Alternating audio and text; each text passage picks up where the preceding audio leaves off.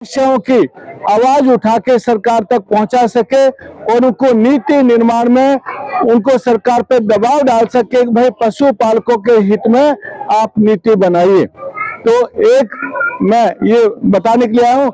दूसरी बात है कि जो सरकार ने बहुत पहले डीएनटी समुदाय है, जो उन्मुक्त, घुमंतु और अर्ध घुमंतु जो जातियां हैं, करीब राजस्थान में 50 से ज्यादा जातियां हैं जो इसमें आती है। घुमंतु है, मतलब एक स्थान पे तो रहती हैं लेकिन अलग अलग स्थान पे अपने व्यवसाय के लिए या अपनी रोजी रोटी के लिए जाते हैं, उसको घुमंतु जाति बोलते हैं। उसके लिए केंद्र सरकार ने पहले एक रेणके आयोग बनाया, उसके बाद इदाते आयोग बनाया।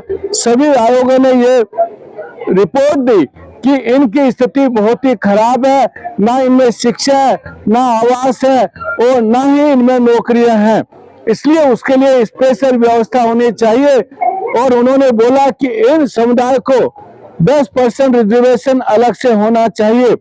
और अभी सुप्रीम कोर्ट ने डिसीजन दिया कि रिजर्वेशन विद इन रिजर्वेशन, मतलब जो रिजर्वेशन का कोटा उसमें से भी जो गरीब लोग हैं, जो घुमंतु लोग हैं, उनके लिए अलग से आरक्षण का प्रावधान होना चाहिए। पहली बात।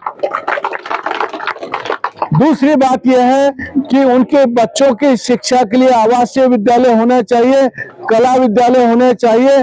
और तीसरी हमने डिमांड ये की है कि क्योंकि ये स्थायी लोग नहीं है, आवासहीन है, इसलिए उनको 300 गज जमीन सरकार ने भी अभी घोषित किया, लेकिन उसमें त्रुटि ये हुई कि सरकार ने जिसके पहले से घर थे वहां पे उसी को पट्टा दिया है।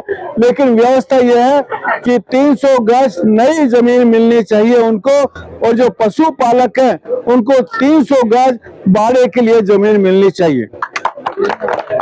शहर में जो गरीब लोग हैं उनके लिए 100 गज जमीन होनी चाहिए। एक हमने डिमांड ये की है कि कम से कम इन समाजों को यदि ऊपर लेके आना है, मुख्य धारा में लेके आना है, तो कम से कम 1000 बच्चों को विदेश की शिक्षा देनी चाहिए, उसका सारा खर्च सरकार को उठाना चाहिए। एक मैं बात यहाँ बताने चाहता हूँ, 36 कौम के लोग बैठे हैं। कभी कभी हम लोग सोचते हैं कि सरकार हम पे दया करती है, दृष्टि करती है, ऐसी बात नहीं है। हर गरीब आदमी टैक्स देता है। यदि उसकी 10,000 रुपए की इनकम है तो अभी जीएसटी की परसेंटेज 27% है। हर गरीब आदमी 10,000 जिसकी इनकम है वो 2700 रुपए टैक्स देता है। तो इन जितने भी समुदाय हैं डीएनटी, इनकी जो जनसंख्या राजस्थान में 15% है। 1,20,00,000 की जनसंख्या के ये समुदाय हैं। मैंने पूरा, क्योंकि मैं बैंक से आया हूँ, आजादी से अब तक पूरा कैलकुलेशन किया, अभी तक इन समुदायों ने 5 लाख करोड़ सरकार को दे दिया है। कितने दिए हैं? 5 लाख करोड़। लेकिन ये घुमंतु है, ना रोड का प्रयोग करते हैं, ना स्कूल का प्रयोग करते हैं, ना इनके बच्चे पढ़े। तो सरकार ने इनको कुछ नहीं दिया, लेकिन इन्होंने सरकार को दिया है। इसलिए जो हम लोग हक मांग रहे हैं वो हमारा वाजिब हक है और हम दे चुके हैं, वो ही वापस मांग रहे हैं। इसलिए मैं सब भाइयों से रिक्वेस्ट करता हूँ कि 7 तारीख को पाली में, 7 जनवरी को रायका हॉस्टल में पाली में हमने एक आंदोलन रखा है। वहां आंदोलन शुरू होगा और वो आंदोलन कलेक्टर ऑफिस के सामने जाएगा। इसलिए हमने सरकार को बोला है, सरकार पर दबाव डालने के लिए कि जो लेटर आपने इश्यू किया है, जो समाजों को आपने शामिल नहीं किया है, वो अन्यायपूर्ण है। और उस अन्याय का विरोध करने के लिए उस लेटर की हम होली जलाएंगे। इसलिए इसको नाम बहिष्कार आंदोलन दिया है और हम लोग अपना हक लेके रहेंगे।